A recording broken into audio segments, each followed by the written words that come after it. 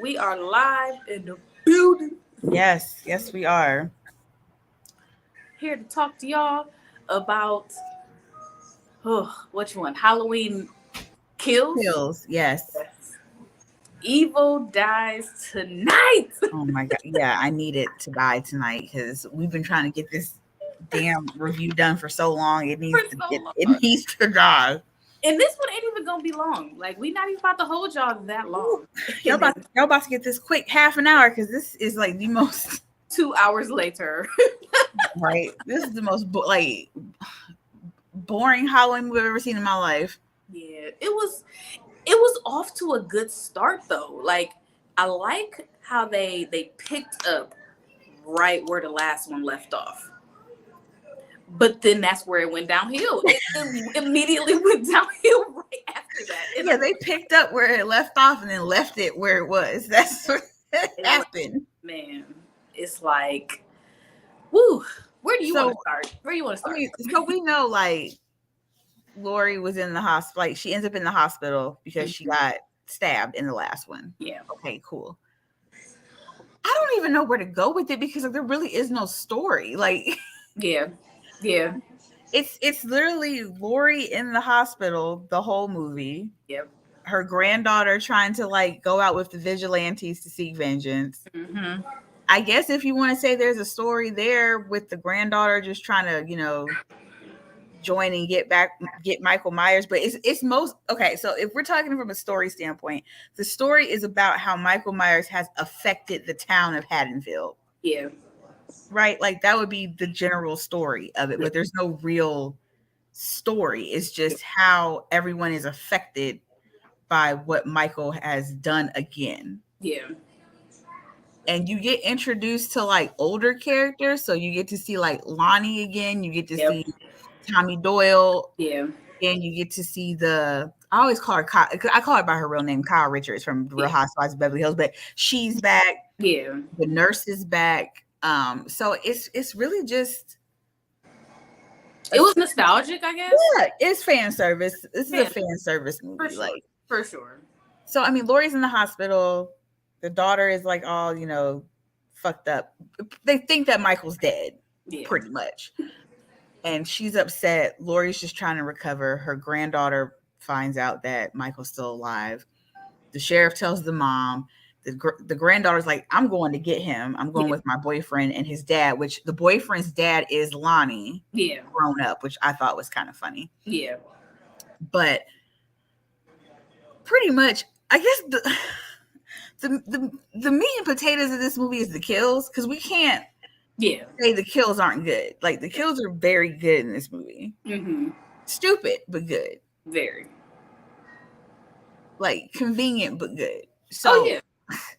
you see like every year the survivors of the first Halloween get together at this bar to do like a remembrance and they toast to Lori because Lori never shows up, which why would she?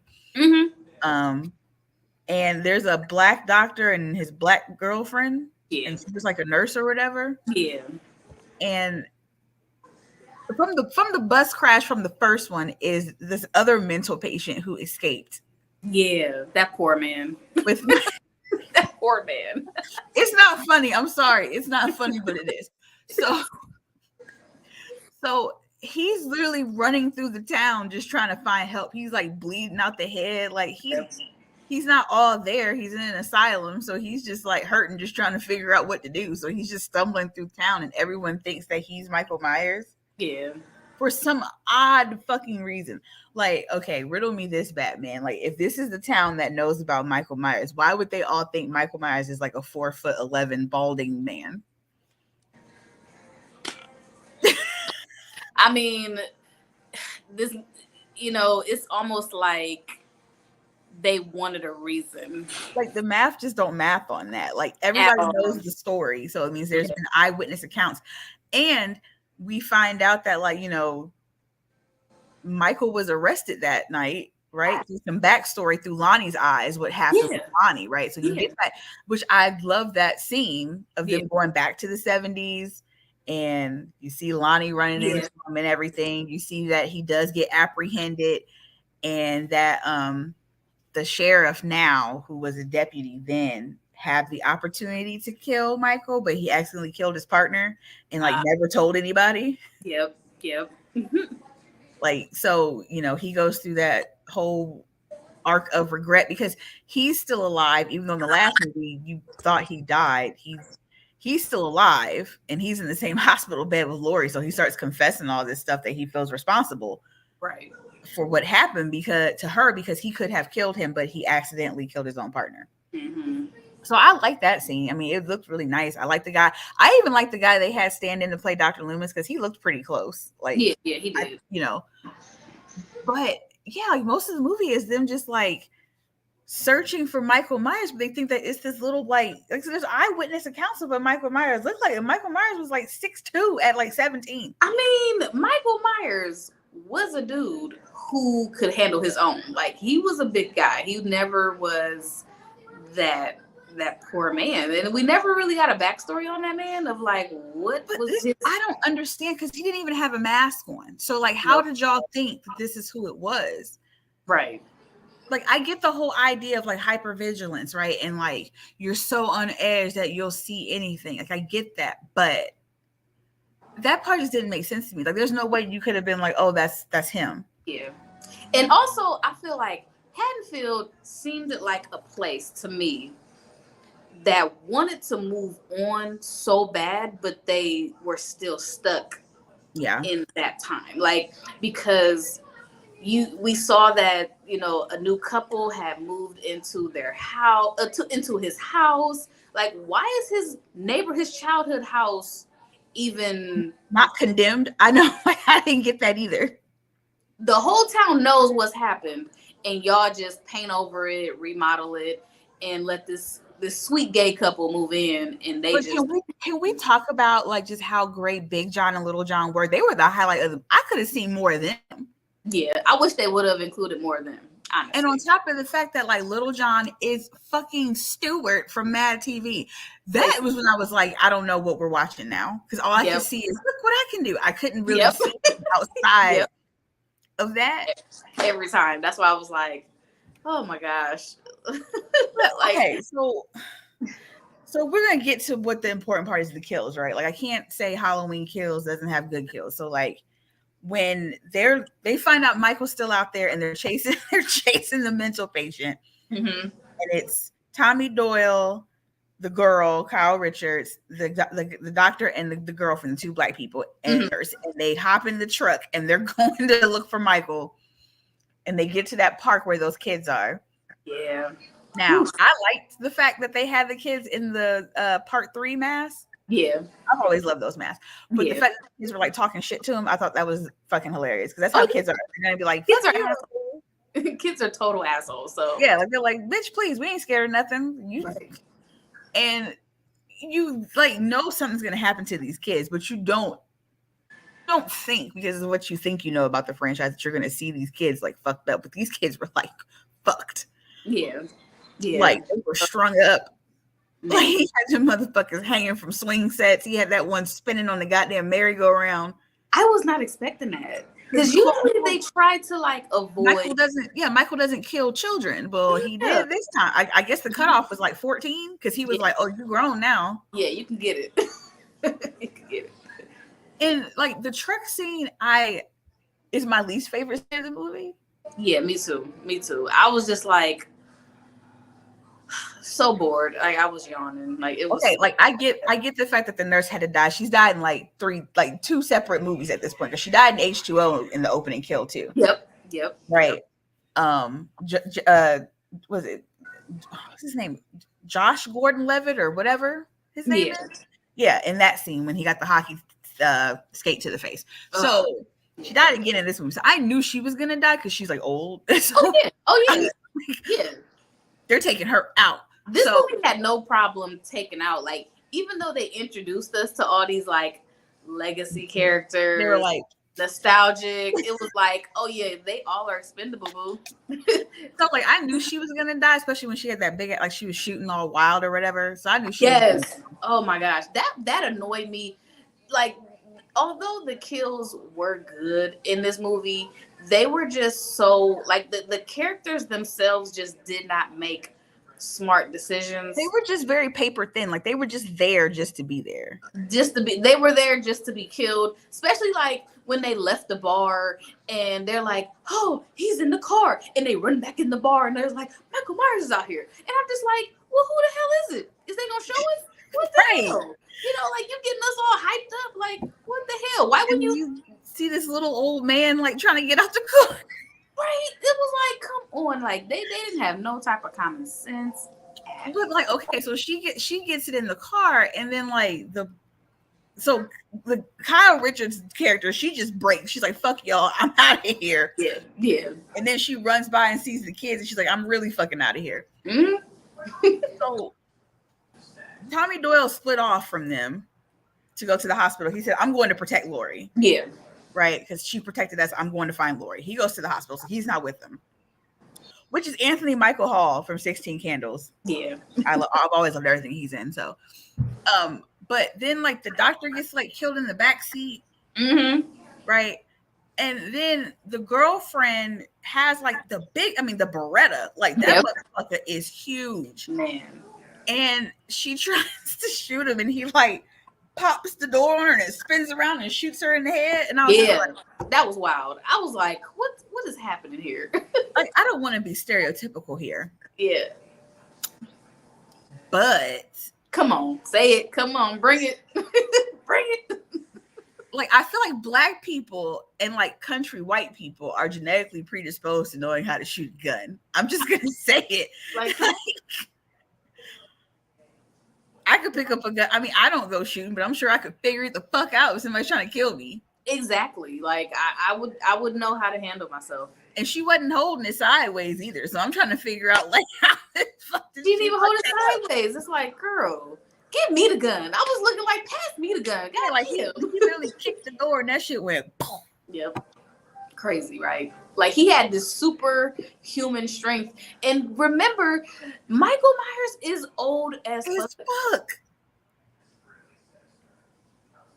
This geriatric serial killer is whooping the town's ass. Like it's like at this point, it's like 4-0. Like he undefeated. Put a pin in that because we're gonna get to that shit. We're gonna get to that shit. You already know what I'm talking about. So Yep. Kyle Richards is still running. He catches up to her somehow with his 80-something-year-old knees. Yeah. Okay, Megan Thee Stallion. Yep. So he finds her and she's like hiding under this like brook. And for some reason, he's so smart, but he didn't think to just like bend down. Yeah. So she gets away. Yep. We don't even hear from her the rest of the movie. Literally, she just gets away. Like, you don't even see her the rest of the movie. Yep. Yeah. Her contract. She's like, I'm a fucking housewife. I'm not dying. Okay? Right. So, like, Tommy Doyle gets to the hospital, and everybody's in a panic. What is he gonna do? Oh my God, he hurt my boy. Blah blah blah blah blah. The kid's mom, the boy that got strung up on the fence in the last movie, his mom is there. Yeah. Freaking out. And Lori's daughter's freaking out. The granddaughter's like, I'm getting the fuck out of here. I'm going with my boyfriend and his dad, and we're gonna finish this. Yep. She's gone. It's just the daughter and Lori in there and the sheriff, and they're all, Lori's talking to the sheriff and they're sharing their somewhat romantic feelings for each other, which I thought was so odd. Like, this is not the time, but whatever. I get they were setting up for the next movie. Yeah. But apparently, like, if Ben Schramer got the dude that in the first original Halloween, they were talking about hooking Lori up with Ben Schramer, right? Right. And Ben Schramer actually gets killed by Michael. Yeah. Inadvertently. So she actually had a crush on the sheriff, but she never told anybody. Mm-hmm. And he liked her too. So it's this weird, like, spin the blog. Let me tell you how I feel about you because we might die. Shit. It was like a 80, a 70, 60-year-old spin the block. That was the longest spin the block I have ever. Yeah. Just like, are we doing this right now? Because like you're the sheriff and she's a recluse. So it's like, are you confessing because y'all might die? Like you could have been. Yeah, absolutely. Whatever. Anyway, I mean, she had like a whole husband and some kids and shit, but okay, whatever. Yeah. So the granddaughter's just trying to process everything, and she's trying to keep the mob down in the hospital because the mob is growing. Oh, and yeah. Tommy Doyle shows his old pumpkin-headed ass up talking about we're gonna protect you the way you protected me. And it is very heartfelt that he lets Laurie know how much like he appreciated that she protected his young, because they were kids. Yeah. Like protected his young life, because those are kids that she was babysitting. Right. He goes downstairs and he gets everyone riled up, and then we get the evil dies tonight shit. And it's like, this is where I was like, this isn't gonna end well. Like when I look back on the movie, where I check out, because it was like they were trying to make fetch happen and it just didn't happen. Yeah. Like I don't know if they were like, oh, this is gonna be the tagline. I don't know. Like, did they put that on the poster? I don't know. Because they should have. Yeah. Which they fucking said it. Yeah. I mean, that was the mantra. It was the motto, nigga, YOLO. Like they just could not let it go. Like so then they see the little man from the mental hospital running through the hospital, and someone gets the bright idea. They be like, there he is. Yeah. There's Michael Myers. And probably the saddest thing I've ever seen in a movie in my life. Yeah. Like horror movie. Like this one hurt. Like I was like more sympathetic about this poor man, even though he could have literally eaten 10 people. Yeah. Like we don't know what he did. He could have been a fucking serial killer too. Yeah. But they chase him through the hospital, and like Laurie's daughter realizes that it's not him. Right. Because she's already upstairs. Yeah, she has some sense. Yeah, she's already upstairs when he's running past her, and she hears all the people. Yeah. So she runs after him first, and she realizes that it's not him. Yep. And she lets him go past her, and she tries to hold everybody off. Yeah. And they just bulldoze her ass. I mean, she's one person, and she's like the size of a stick figure. Right. So they get past her, and like they get this man to the edge of the goddamn building. Yeah, so sad. And the man just falls. He just jumps, like he falls. Like, and you think, oh, they're not gonna show this. Nah. No. Yeah. By everything. That's horrible. You saw all that shit. Just like it was on par with Old Girls Death and Scream 6. Like you saw that hit, and it was not pretty. Yeah. Ugh. And then they realize that it's not him when they go check on him. Yep. Which is like the original sheriff from the first movie. He's like all old and like big now, so he's like a security guard at the hospital. Right. But like he's like, yeah, it's not him. So y'all did all this for nothing. Y'all killed. Okay, we're gonna put innocent in air quotes because we don't know what this man did. But y'all killed an innocent man. Y'all killed the wrong person. Right. And you know the whole time they're like, well, Michael's on his way to the hospital, and it's like, no, we're not. Michael's asking nothing about no damn hospital. Right. Right. He's having a good time out here in these streets. He out here living his life. He go to the one couple's house, the black lady and the old white man. Yes. Oh. Now that is my favorite kill of the movie, because it's not because the kill is so magnificent. Yeah. It's the fact that this man pulls out every knife. It's like, nope, not that one. Yeah. Nope, not that one. Nope, not into this man's body. Oh my gosh. Yes. That was they did justice with he turned that man to a human knife block just to find the one knife that he wanted. Yep. It was like, this the one? Yeah. Like he was like, this is my shit. Yep. But like he just kept, I mean, like the man had like 8 knives sticking out of his back. Oh my gosh. and the poor wife got the damn light bulb stuck through her neck. I know. Ooh. That was pretty gruesome. That was chef kiss. Yeah, like I like the fact they're not cutting away from much in this movie. Like it was enjoyable, but then so they're like, yeah, he's coming to the hospital, and they figure out like, no, he's not, bitch. Like he's coming back to his house, like he always fucking does.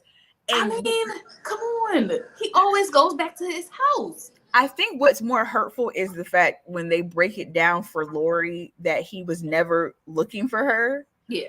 That he didn't give a damn about her. Yeah. And that she wasted all these years of her life being worried with somebody that wasn't even thinking about you. Like that's a different type of hurt. Like, like 60 years, bruh. Like 60 years. Like you could have been out here dancing topless on cop cars, living your best life instead of being in the goddamn boonies shooting guns. This man didn't even remember your ass. You just happened to be. You were just there. Yep, that was it. Right. And the doctor really orchestrated all of this, not because he remembered you, just because he wanted to see him kill somebody. Like you literally, you took up no real estate in this man's mind at all. Mm. And you raised your daughter and everybody else to be worried about somebody that wasn't even thinking about you. Man, that's embarrassing. I'll have secondhand embarrassment, like embarrassment. Emotional damage, like for real. It made me feel like my life was a lie. I was like, wasted my whole life. Right. So, she gets pissy about that. Her daughter's trying to comfort her. And it's funny because before the granddaughter leaves to go off with her like boyfriend and the dad to join the vigilantes, the mom's like, don't go. Yeah. We can keep you safe here. And she's like, no, I'm tired of this. Yep. And she leaves a knife for Lori in Lori's bed. Mm-hmm. Or some G shit. Like she knew, like just in case, let me leave you this weapon. Right. She slid it to her. She didn't give it to her mama. Right. She gave it to her grandma. Yeah, yeah. She knew what type of time her grandma was on. Right. So the poor man dies off the side of the building, and they're like, we're going after this motherfucker. So everybody has figured out that he's going to go back to the Myers house. And then we get Big John and Little John, which Big John is a very short gay man and Little John is a very tall gay man. Yeah. And they're waiting for trick-or-treaters on Halloween. And they are funny as fuck. Like probably the funniest part of this movie is them two and their dialogue, because they really sound like a real married couple. They did. They really did. I was so sad when they died because I'm like, damn, they was having a good time. They was just talking, bickering about nothing. They just picked the wrong house. They just honestly picked the wrong house. Yeah, they had redecorated. It looked real nice. Like it was snazzy. It did. So these kids like play a prank on them, pretending like one of them like died from Michael Myers or whatever, and they get like real pissy about it, and they start like telling them the story of Michael Myers, and scares the shit out of them. Yeah, which I thought was great, because that's the kind of person I am in my neighborhood. Like I want to scare your children. I don't want to talk to them. Absolutely. So, I'll scare your kids. So you realize he's going back, and he like shows up, and like you already know. Yeah. You already know they ain't gonna make it, and it is pretty sad. Like he like stabs him up pretty good for like no reason. Like Little John was trying. Like Big John's the more masculine one. Yeah. But he's little. Yeah. And like Little John was like trying with that little cheese knife. Yeah, he was, man. He had it. He was like, you know what it reminds me of? He was confident with it. It reminded me of Harlem Nights with the gun. He had this little cheese knife. Like, what are you doing with this? Right. But he saw his man, and he was like, oh no. Not my husband. Oh man. He was going to protect his husband, but by any means. Oh, it didn't work. So like, the granddaughter and her boyfriend and Lonnie like show up. The house is all dark. Yeah. Okay, Lonnie's like, I'll be back. Y'all stay here. And we already know you never tell people. You never say that. Like, you not come back. He goes in, and like it's been a minute, and they decide to go in, and the son goes upstairs, and his dad's like just fucked up. And probably my second favorite kill of the movie is when he gets his head stuck in that damn railing. Yes. And Michael just boots the shit. Man, Michael was undefeated in this fucking movie. Literally booted the shit out of his head. Basically, man. It seemed like Michael really had fun. Like, it seemed like he was having fun all this time. Oh, he was having a great time. Fun time. I will say that this is probably the most fun Michael Myers you've ever seen is in this specific movie. There was nothing, like he was enjoying his work. Yep. Like how the first one when he like pins him to the wall and like does like the enjoy, like it was like that the whole movie. But the granddaughter's there, and she decides she's gonna run up on Michael Myers for whatever reason. Yeah. I mean, I get she's a main character, so I knew she wasn't gonna die, but like she was kind of holding her own. Like she was like fucking him up a little bit, but he was just eating them shits like M&Ms. Yeah. And then he stabbed her ass, and like you think that she's like done for, and her mom shows up with the axe and like hurls it at his ass. And then she takes his mask. Yeah. She's like, got you, bitch. Right. Like takes off running. And we know this man can't kill anybody without a mask. Yeah, that's his like. I would love if someone explored that part of it. Like, what is it about that mask? The mask? Because like he cannot function without it. He's like an infant without his mask. Yep. So he runs after her, and you realize that she set a trap for him, because in all like the neighborhood lights come on, and like the whole neighborhood is there, and then they're standing there, and it reminded me of this episode of The Simpsons. I don't know if you are a big Treehouse of Horror person like me. Yeah. Oh yeah. But do you remember the episode, the segment where they killed Ned Flanders? Yes. And they had the camera pan and everybody was looking at him in the neighborhood, like flipping coins and shit.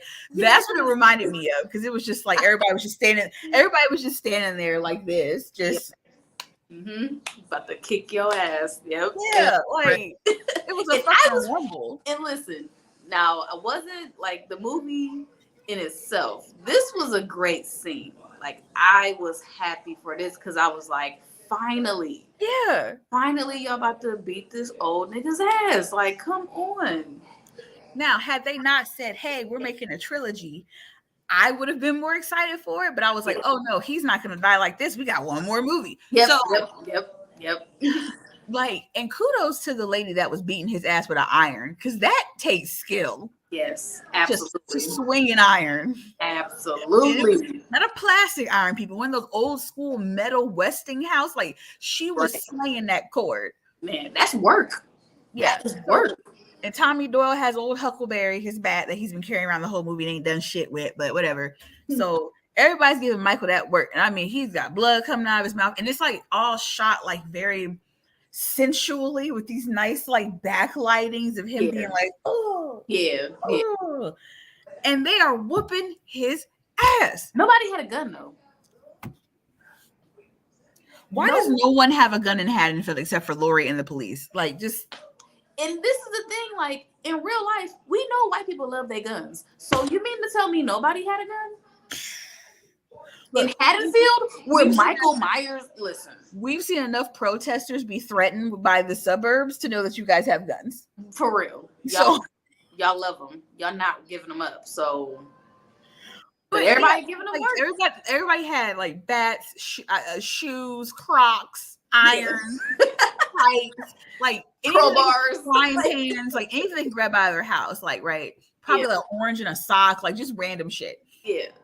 So you think he's about to go down and he gets that last bit of strength and he like he got it from the depths of his soul. Yeah, no, he got his hands on the mask. That's what it was. That's what it was. And he got his strength back. Yep. He was this revived. Non-supernatural character, whatever. Yep. And he just starts like he literally kills everybody like the Kingsman movie. It's like a Kingsman movie. Yeah. He literally you know what that it's kind of like that scene in Scary Movie when they're doing the rap battle. That's exactly what happened. Like you just looked up and man, and that was another thing too. First of all, y'all ain't had no guns. Nobody was like stabbing him in organs, head. Like we got to do some damage because this ain't a regular nigga that we. All I'm saying is nobody took out a kneecap.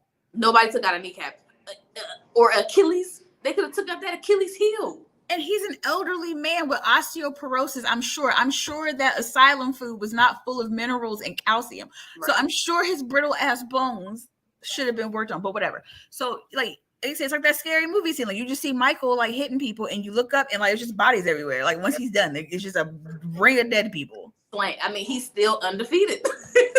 The most undefeated motherfucker in the planet. So then Tommy Doyle comes up with his weak ass bat. And it's like, in my mind, I'm like, nigga, did you not just see the 20 people he just fucking killed? He just slaughtered them. Okay. Man, I would have been gone. Man. As soon as he got up, I'd have been like Brenda. Yeah. Hi, Cindy. Right. What am I doing with this one bat? Yeah. So, he bites the dust too. Like Michael just fucks him up for GP, like, because you started this shit. Yep. So I'm gonna finish it. So then the granddaughter is like, she got stabbed. She's trying to like recover, right? And once again, they're like, we didn't catch him. Yep. He slipped through our fingers.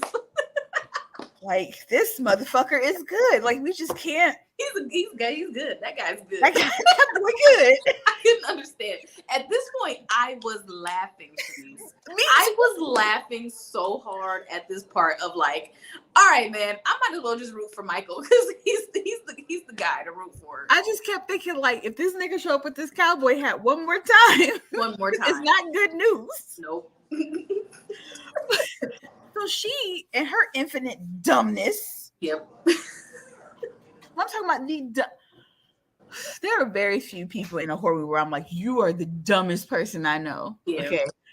Okay. Like, I feel like she used to be number one. Yeah. Until like Gail in part 6 opening the fucking door. Yeah. Gail took the number one spot, my nigga, with that.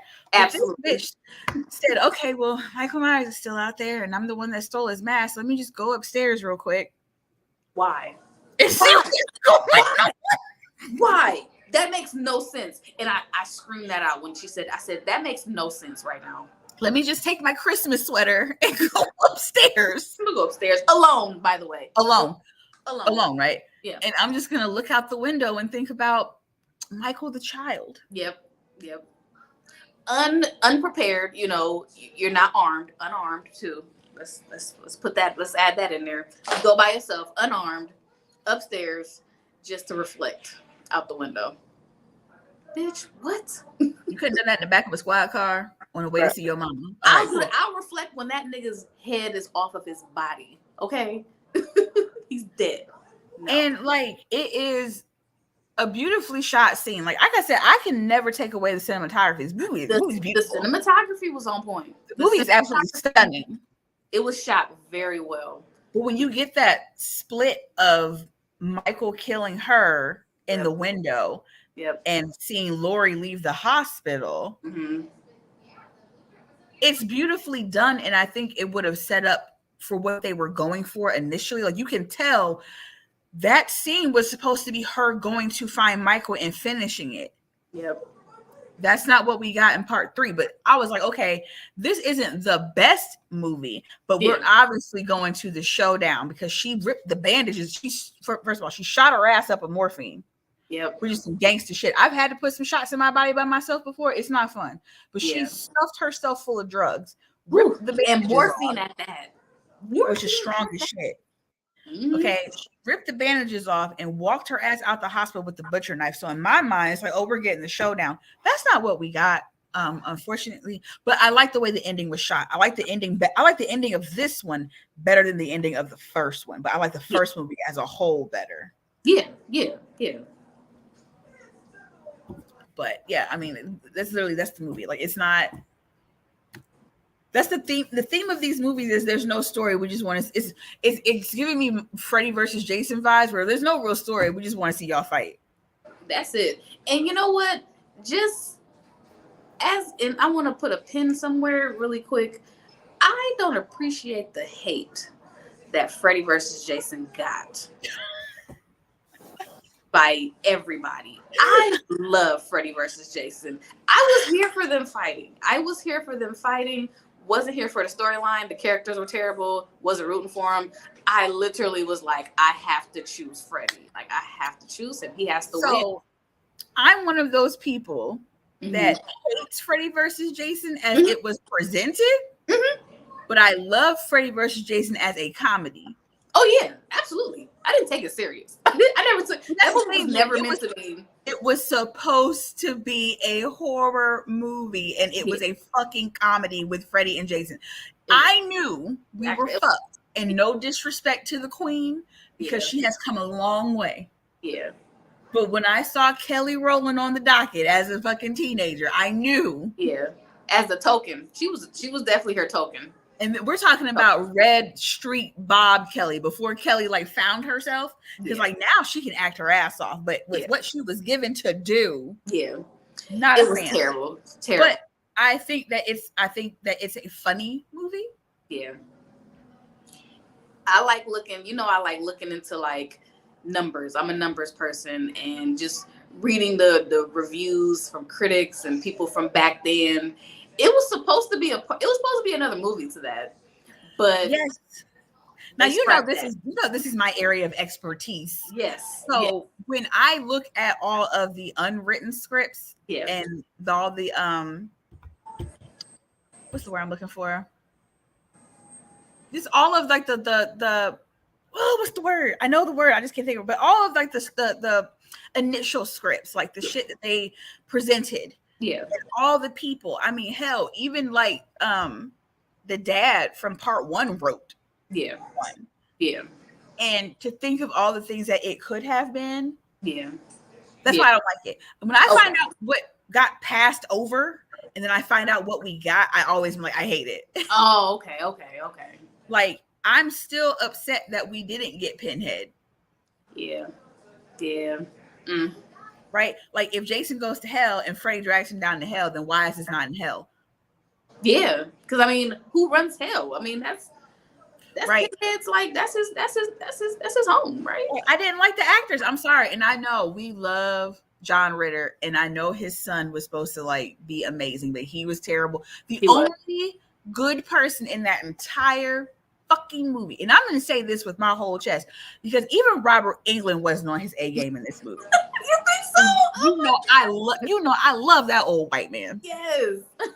I love that old. I would give him my number today. Yes. Okay? Especially when I saw him in person with the gold chain with the little taco meat out. He's still fine. Yeah. Look, I love this man with my whole heart, but not his best performance as Freddy. So he was just, I feel like he was just like, I gotta check quick.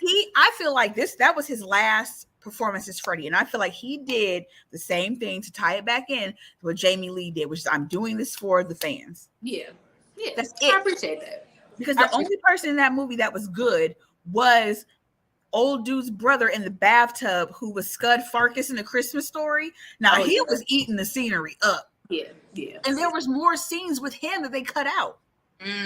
Okay, that was supposed to go more into what actually happened to him, because remember his brother kept saying, Freddy killed my brother, they think I'm crazy. And they said that he, committed, he offed himself. And they have more scenes showing you what actually happened to the brother. Oh, okay. But all we got was the bathtub scene. Yeah, okay.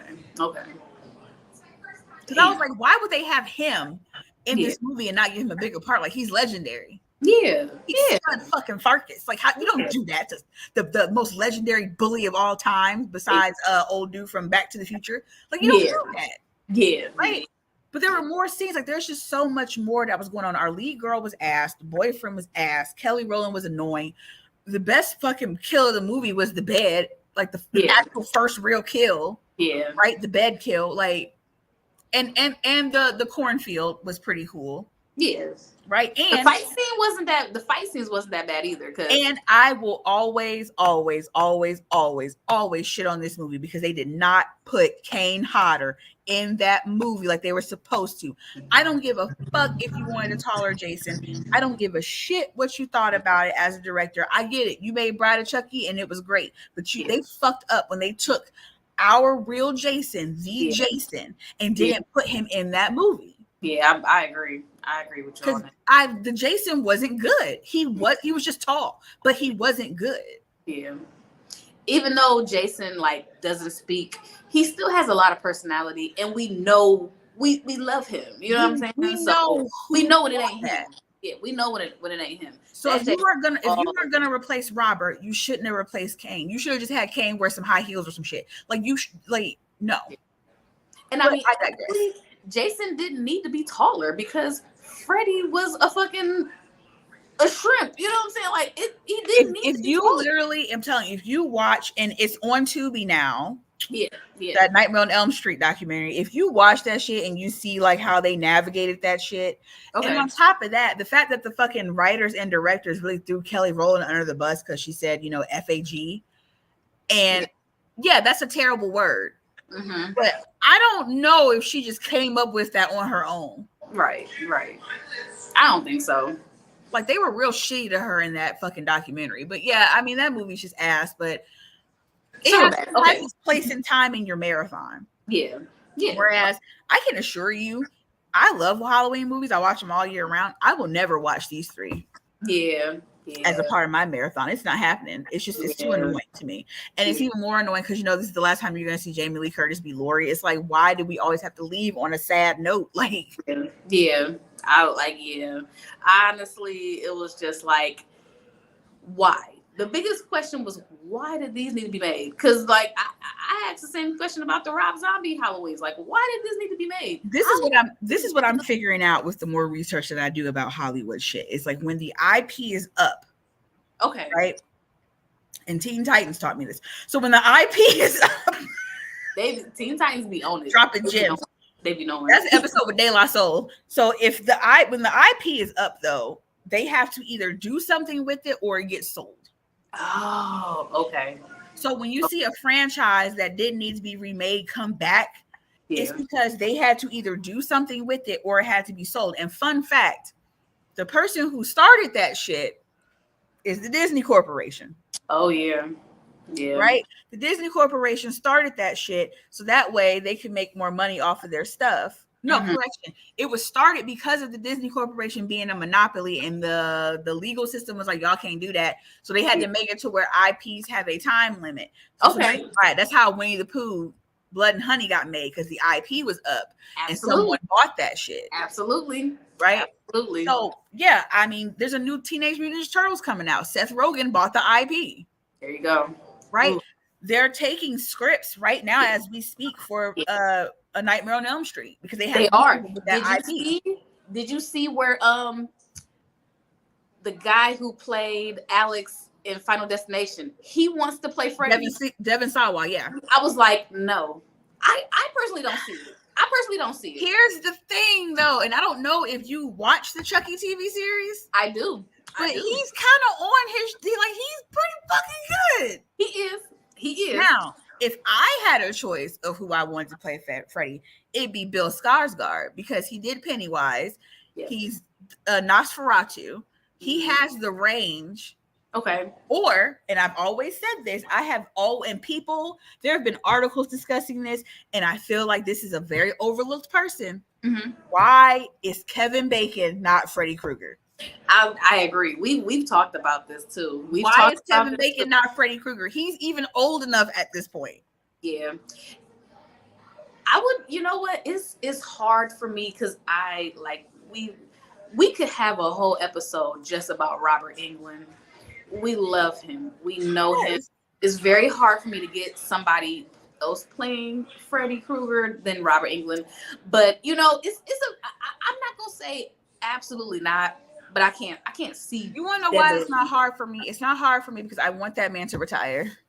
Yeah, he's been working. He's been giving us.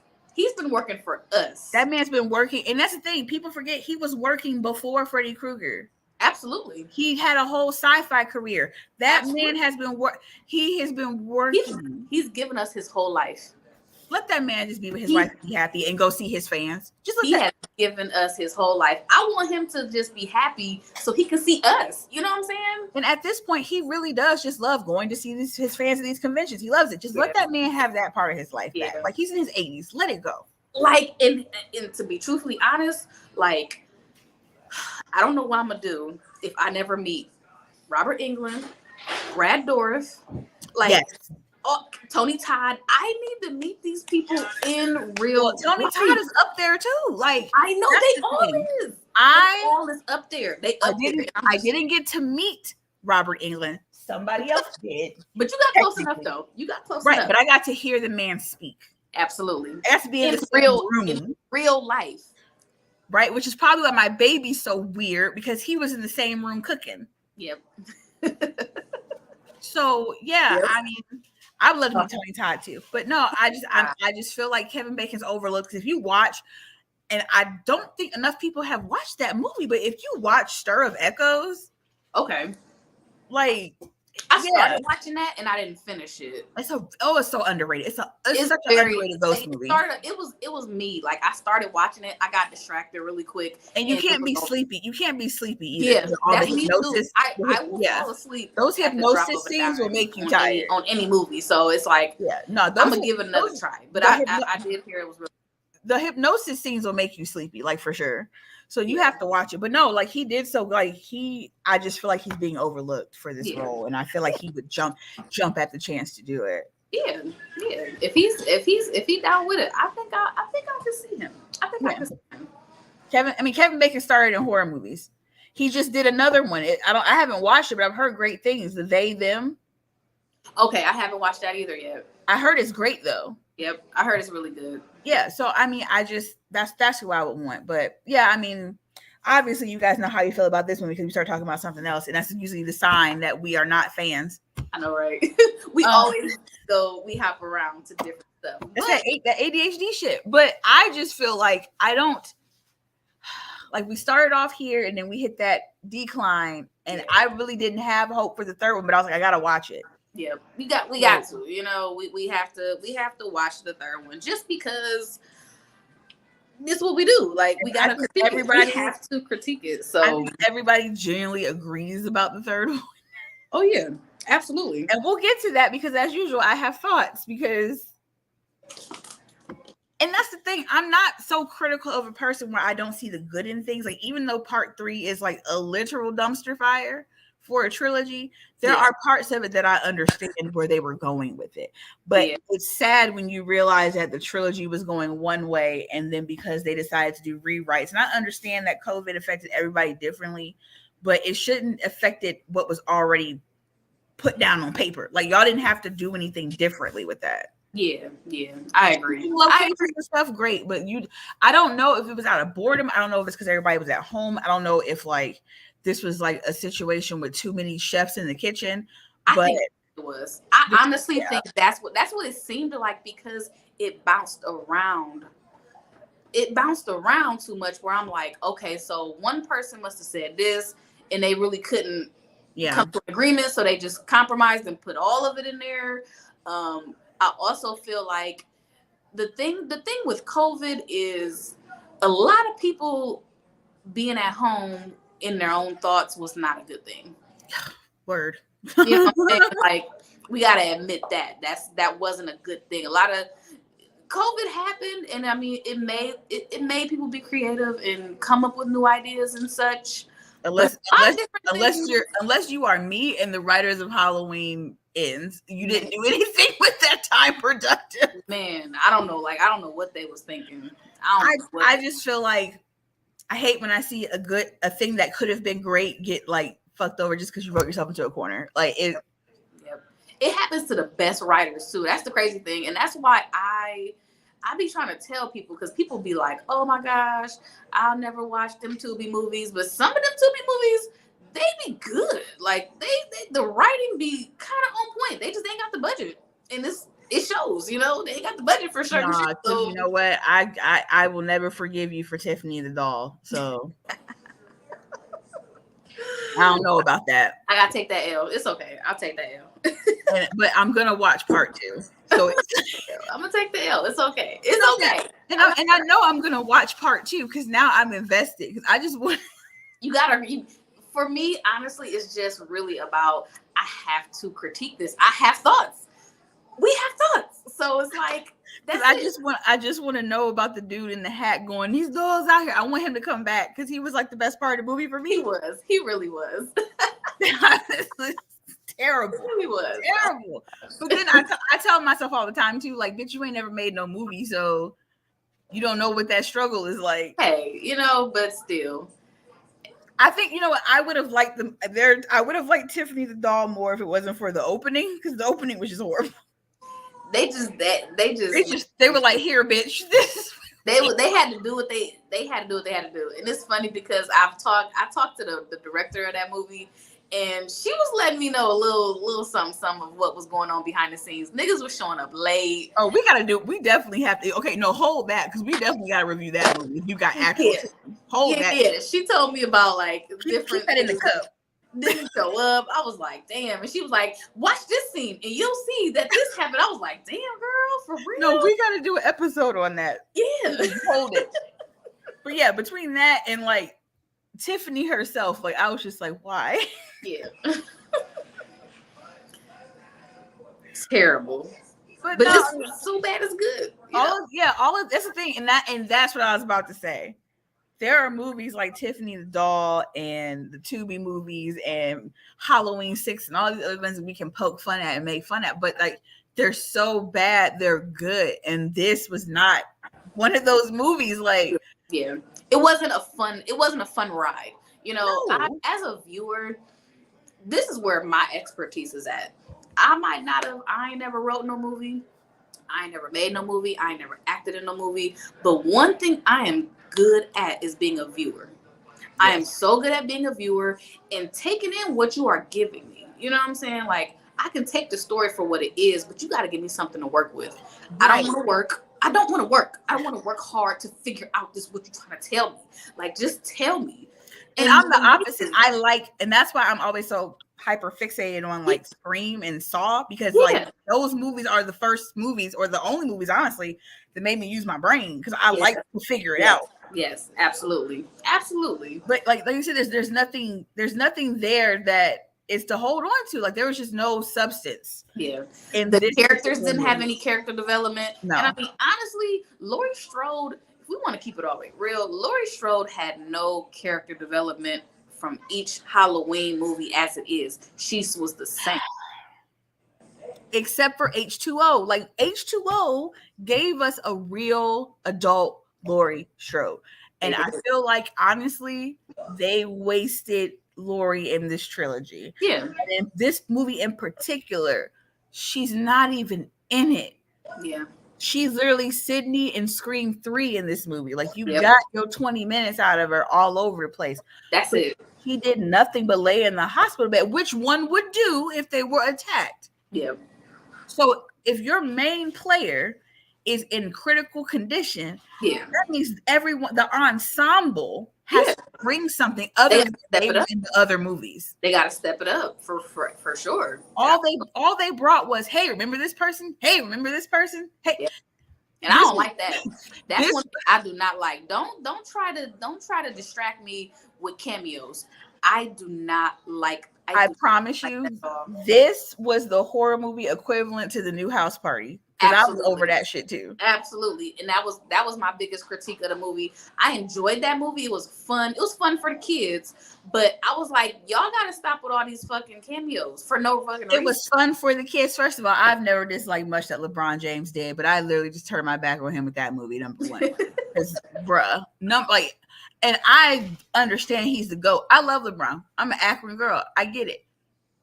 But the self-serving in that movie was just a little too much. The self-loathing, oh my. He was like, just look how great I am was just too much for me, okay? Yeah. And then part two is like they missed the biggest part of a House Party movie. They just fucking ruined for me was the dance scene. The worst dance scene I have ever seen in a black movie in my life. It was awful. It was terrible. I don't give a shit if you give me a dark-skinned girl and a light-skinned girl together. It's not the same. Y'all really, really, really just fucked up Tisha Campbell and AJ Johnson's legacy with that raggedy ass dancing as black women. Every black girl in the 90s knows Tisha Campbell and AJ Johnson's routine from House Party. Yeah. And I don't know what that was. Yeah. They was trying. The movie just tried too hard to just be.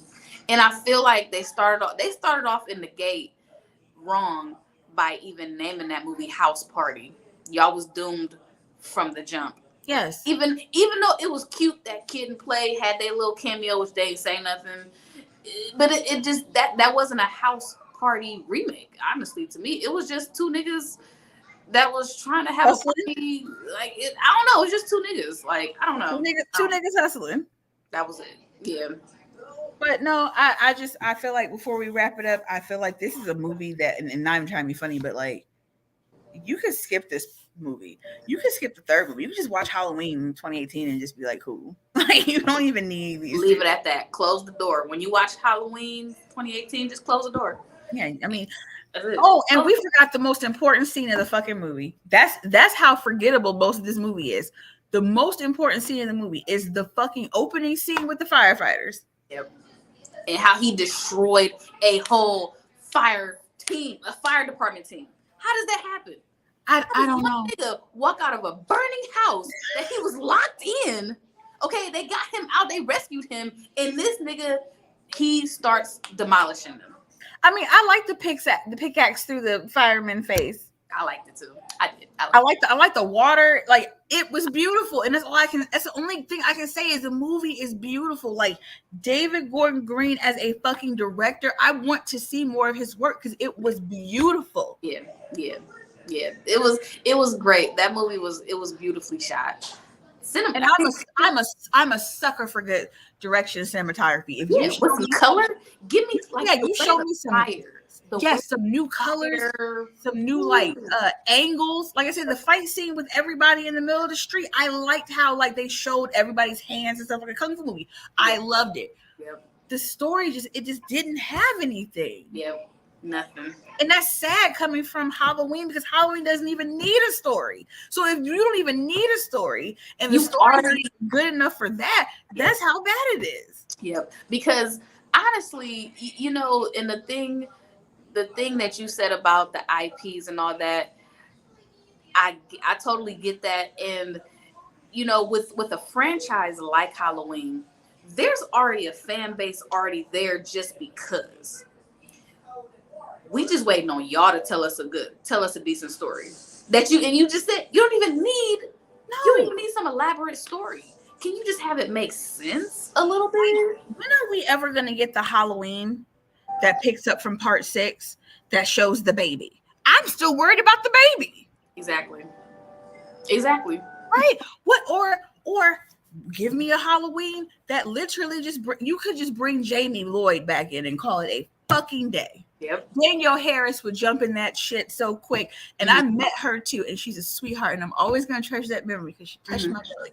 But she would totally do it. And she still looks good. Mm-hmm. Yep. She would totally do it. She was supposed to come back as Jamie in the Rob Zombie movies, but it just didn't make sense the way he was writing it. Yeah. So they wrote her as somebody else. Okay. That's why she played Annie. Because they were initially going to bring back some of the Jamie shit, but it didn't make sense if he was starting from scratch. Okay. But and that's the other thing. How are you redoing Halloween? And y'all don't bring Danielle Harris in, not one scene. And she's the one that carried Halloween. Yeah, I couldn't understand for 2 sequels because y'all fucked up with part 3. Yeah, I couldn't understand that either. I could not. You couldn't get a cameo or nothing. Nothing. Not even a mention. Nothing. Yeah. Or I don't know. Maybe this would have made sense, people. Maybe instead of making fucking Fern from goddamn Jawbreaker her daughter, maybe you could have just, I don't know, brought in Jamie. Yeah. It's just like it's like it was too many. It was just too many chefs in the kitchen. Too many. Way too many. Like, I know shit ain't perfect, but the shit pretty much writes itself. Mm-hmm. Yeah. Like if someone was to say, "Hey, pitch me a Halloween idea," I'd be like, "Okay, well, we're gonna ignore the first sequels, which totally makes sense. I love that part of it." And I'd be like, "If we're gonna do a sequel with Laurie Strode, then we need to bring in Jamie Lloyd because she's a fan favorite. She's the second most iconic character of the franchise." Mm-hmm. Yep. Why not? What you got to lose from bringing her back? Like, what do you have to lose? Because you're giving her a daughter anyway. Mm-hmm. You're already giving her a daughter. So why not go with the damn daughter that makes sense? Right. Yeah, okay, you're ignoring the sequels, but everybody already knows about Jamie. Mm-hmm. So it'd be a fun way of tying in that fan service while creating something new. This is why I wish I could focus for more than 5 seconds and I'd write my own goddamn movies because like it just don't make sense. Right. Like if they do this new Nightmare on Elm Street, I'm telling you right now, okay, now that we know that Nancy had a younger brother in canon, we know that the reason why her parents got in on it and covered it up is because he killed her little brother. We better get some type of recognition about that shit. Yeah, definitely. And when listen, this is something we will report on the goings on of this new Nightmare on Elm Street movie. We will report as it's reported through to us. Like as we hear it, we will hear from us. I promise you, I'm going to be on Critical Overlord and Viewer Anon's ass. Do you hear me? Every day. I mean, Twitter, like, what do you know? I got a think piece. Every piece of detail we gonna get, I have a think piece about it already. Because I'll play about Nightmare on Elm Street. I do not play about Nightmare on Elm Street. And you know what makes me sad is my brother, because I still haven't seen The Blackening yet. I haven't had a chance to go with the kids and everything, but my brother saw it and he was like, and we had talked about writing a horror movie like years ago. Yep. Because he's actually a like, I don't know, college educated writer. Yeah. So he was like, nigga, he's like, everything that we always talked about in a movie, They he took was like, it's they this took movie. it. They took it. I went to go see it. It was good. I enjoyed it. Because we have always talked about making a black horror comedy. Yep. I enjoyed it. I enjoyed the blackening. I've heard it's hilarious. I just, like I said, I if I just could just get past like focusing, I could probably write. Like I can't do it. I'll get to the computer. Write a little bit every day. Write a little bit. I watched this movie. Well, not a movie. I watched this YouTube video. Quentin Tarantino says he writes a page a day of his when he do his like screenwriting and all that. Bro, I am Gail Weathers. I'm just at the computer like, yeah. Chapter 1. Yes, there you go. Listen. But that's all I get. Yep. Or like I'll spitball an idea to Courtney and Hoop, like, you need to write that down, and then it's gone. You need to write it down. Yes. Or record yourself. Get your phone and do it like the voice recorder, something. No, at this point, I think I'm trying to write a book, but it's not working. Every time I get the inspiration to do it, like your godchild is bugging the shit. Yeah, I get it. Life. But hey, put a pin in it. Just put a pin in it and don't circle back. I need one of those like courtroom stenographers on my back just to like, hey, did you get that? Did you get that? Yeah, you get that? It'd be gone. Like, because the thought will be gone in a few minutes. Like I had an idea, I had a thought, and it was gone. Like once I start having to make like spinach smoothies and change diapers and do flashcards, I'm gone. Like you gonna have to keep a notepad. Like several notepads just around. I know. I can't decide if I just want to go the horror route or the romance route. I mean, either way, I'm making it like blackety black, but I just feel like I don't know which route I want to go. Yeah. You can blend the two. No, I cannot. I'm not good at that. You don't think so? It's either got to be one or the other. I'm telling you not how my brain works. Like it's that's when you start writing yourself into a corner. Once you try to put too much shit in. Okay. Yep. You're right. Like my brain got to pick one or the other. You know, I'm a type A personality. Like it's all or nothing. I can't. Yeah. Well, start with horror. You got an expertise in horror. Start there. I mean, yeah, but then I have to like really tap into like my inner psyche because then like I like to liken myself as a you have to get into a dark place. But I'm like a Black Murder, She Wrote. So like I mean, because I watch Murder, She Wrote every day. It's my favorite. And just when you watch her like acting stuff out, like that's me. And like I could picture myself like trying to sneak up on somebody in his house trying to execute a kill. And they'd be like, "What the fuck is wrong with you, Mom?" Right. Because I be having those thoughts like, ooh, I would do this if I was trying to do this. Or like, I'll be outside on my porch and it's dark and, you know, all them trees back there. And I'll be like, what if somebody was just standing behind? Like, my intrusive thoughts will be like, what if somebody was just standing behind that tree watching me? Yep. Like, I be scaring myself. Of course. Girl, I want to sleep at night. I can't be going to them dark places. Right? That's sometimes it's too dark too. Because I don't care what nobody say. That fucking Stephen King, it's something wrong with him. It's called cocaine. It's called cocaine, honey. He has said himself. No, for real. He said that like most of the books that he wrote that are like his bestsellers, he was high off his nut writing them books. He said him and what is it? Oliver Stone used to be on that powder real bad. On that white girl. Becky, Booger Sugar. It was on that shit real bad. You have to be if you actually read Stephen King books, like not the adaptations. Yeah. If you actually pick up the book or the audio book and you listen to those stories, or I remember when I read it for the first time and I was like, yeah, this man's on drugs. Yeah, there's no way. I had to close the book. And this was years. I was damn near an adult when I finally tried to read it. I closed it up. I said, not today, Jesus. See, I was reading it at like 11 because I couldn't do it. Like between the how do I say this delicately? The prepubescent group sex scene. Because I mean it's what happened. Yeah. And the celestial turtle that talks to them telepathically. I don't know. Just sounds like a drug problem to me. It sounds like a binge. Like, how high do you have to be like, you know what? What if there was a cosmic turtle in the universe, and he's going to help these kids by talking to them telepathically Oh my gosh. about this entity that takes the shape of whatever it finds on Earth, but in this realm it's a clown, but it's not really a clown because when you hit it, it turns into a spider with a bunch of lights in its mouth. What the? And then you think, yeah, they gonna like this. They gonna Yes. They gonna go crazy. Yeah, they gonna like this. Ooh, they gonna like this. Ooh, I'm gonna kill them with this. Looking like Kermit, like no. Or Maximum Overdrive. That's another one. Yeah. Have you ever read Maximum Overdrive? Hell to the no. Have you watched the movie? Hell to the no. Okay, so Maximum Overdrive is like the one of the movies that he directed himself, and like literally in the like the commercial, and it's so funny if you watch it because you can tell he's high as shit in the commercial. And he goes, I just figured if someone was gonna do Stephen King right, it would be me. And his eyes are literally this big. I'm not shitting you.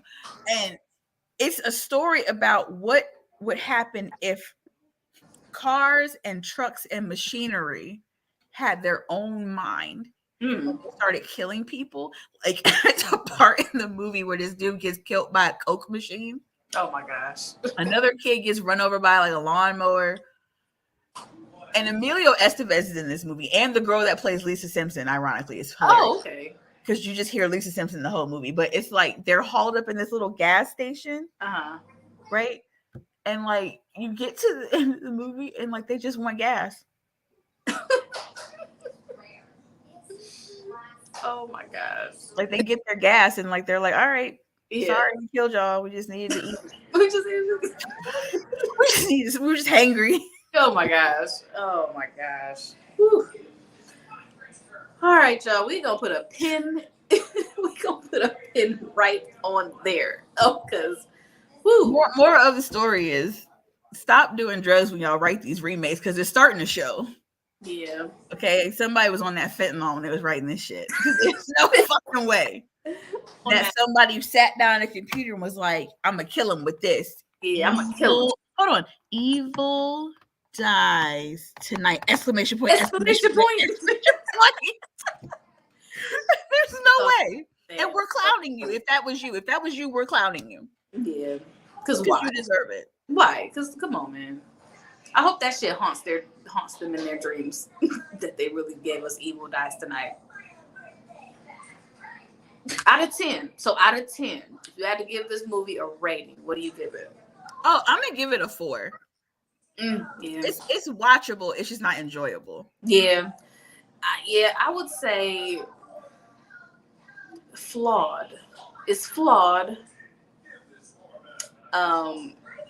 It has its issues, but they did a damn good job with that cinematography. Like I can't get enough of it. I mean, the kills gave me what I needed. Like I said, light bulb to the throat. I mean, what more can you ask for? Yeah. You gave me Stewart after 20 years. Yeah. And I mean, at this point, you kind of just gonna root for Michael Myers because he's undefeated. He is like championship national. He got the ring, like national championship. And you killed Judy Greer, which was my least favorite character, so I give them a point for that. Yeah. One of cinema's most annoying daughters to ever grace the screen. Ever. I like Judy Greer, and I hated her in this movie. Yep. She had to go. Everybody, like, just none of the characters were really that likable in this movie. Like I literally went, and I remember I was watching it again, and I ended up watching Curse like right after, just to remind myself that I like Judy Greer. Yeah. For real. But yeah, you don't do that to Fern. Like, I'm sorry, you made Fern a terrible person, and I don't like it. Yeah. Because she'll always be Fern to me. She will always be Fern. And I love that. I love that she will always be Fern. And like, that made me want to go watch Jawbreakers now because I got to see the flyer. Jawbreakers is another one of those like that you don't think is a horror, but it's a horror comedy. Absolutely. It's an absolute, and this is like not even like not to hold nobody, but it's probably one of the best horror comedies of the 90s. And it's like peak Rose McGowan, like Rose McGowan at like her like charmed Rose McGowan. Rose McGowan was low key the it girl. She was a baddie. Let's just call it what it is. And D. Oh yes. Rose McGowan is like Demi Moore in the 90s to me. Like she was beautifully flawless. Yes. Yes. Like, I understand why she like stepped away, and I totally commend her for kicking off everything that happened with the Weinsteins. Like, congratulations to her because she got the job done. Right. But yeah, like she was man. Mhm. I wanted to be Courtney in that movie. Yeah. Jawbreaker, like even my clothing aesthetic, it comes like at my hotness, like it was Courtney from Jawbreaker with the corsets and the micro skirts and the pumps. Yes. Oh my gosh, the color. Yeah. The black hair, like she was just the sunglasses, like just the whole vibe. Like even that movie. And I feel like that movie was beautifully like that ending scene with them playing the tape and her getting fucked I just up. always feel like Mean Girls is diet Jawbreaker. Yeah. Because Regina George is like diet Courtney. Yeah, PG. Like it's the PG, like yeah, like she was the blueprint for every bitchy bitch you saw. I'm talking about Gossip Girl. The bitch? All that she was the bitch that they wrote characters about. All that shit came from Jawbreaker. Absolutely. So that's my 2 cents on that. But yeah, I mean, if you want to go watch Halloween Kills again and just look at the finer details, I mean, you don't have to agree. You could love this fucking movie. We don't care. But I mean, if you look at facts, they mishandled the product. And you know, that's like the number one rule when you're dealing. You just never get high on your own supply. And they were sniffing the Kool-Aid in this movie. Yeah. And it was like too bad. Like y'all had a masterpiece that could have been something, and it's rememberable and not in a good way. It's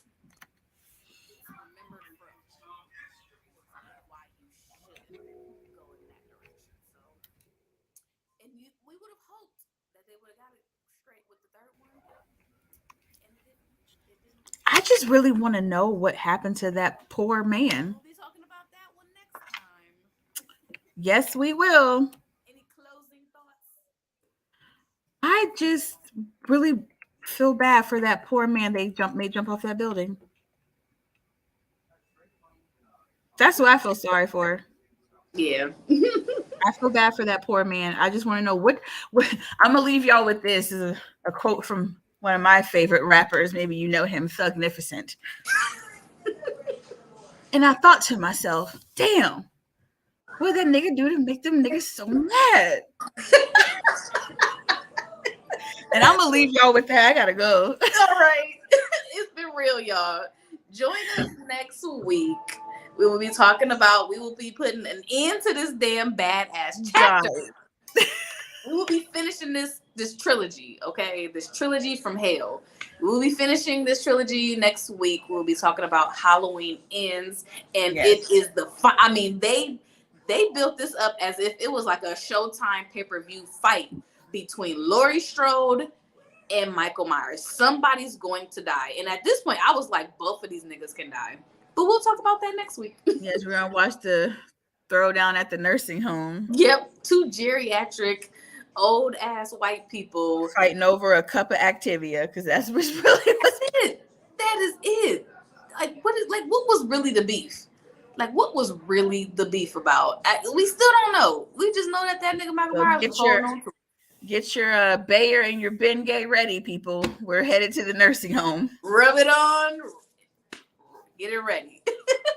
We'll see you next time. All right, y'all. Bye.